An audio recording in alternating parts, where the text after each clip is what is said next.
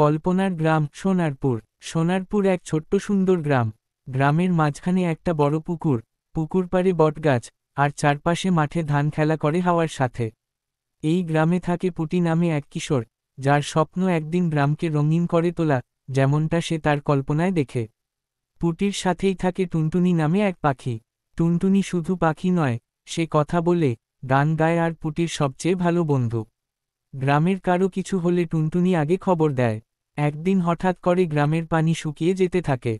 পুকুর ফেটে যাচ্ছে, গাছ মরে যাচ্ছে, আর গ্রামের মানুষ ভয় পেতে শুরু করে।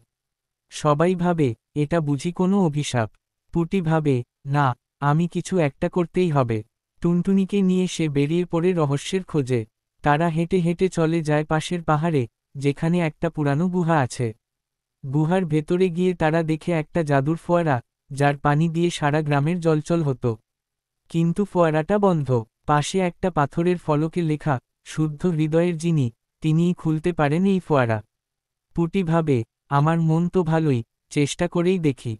সে পাথরে হাত রাখে, হঠাৎ করে আলো ঝলসে ওঠে, ফোয়ারা গর্জে ওঠে, আর পানি ছুটে যায় চারদিকে। পাহাড় থেকে নদী, নদী থেকে গ্রামে আবার ফিরে আসে পানি। গাছেরা আবার সবুজ হয়ে ওঠে, পুকুর ভরে ওঠে মাছ আর হাসির শব্দে। গ্রামের সবাই খুশি, সবাই পুটিকে বুকে টেনে নেয়। গ্রামের বড় বুড়ো বলেন, তুই আমাদের গর্ব, পুটি। তোর মতো সাহসী ছেলেই পারে সোনারপুরকে বাঁচাতে। সেদিন থেকে পুটি আর টুনটুনি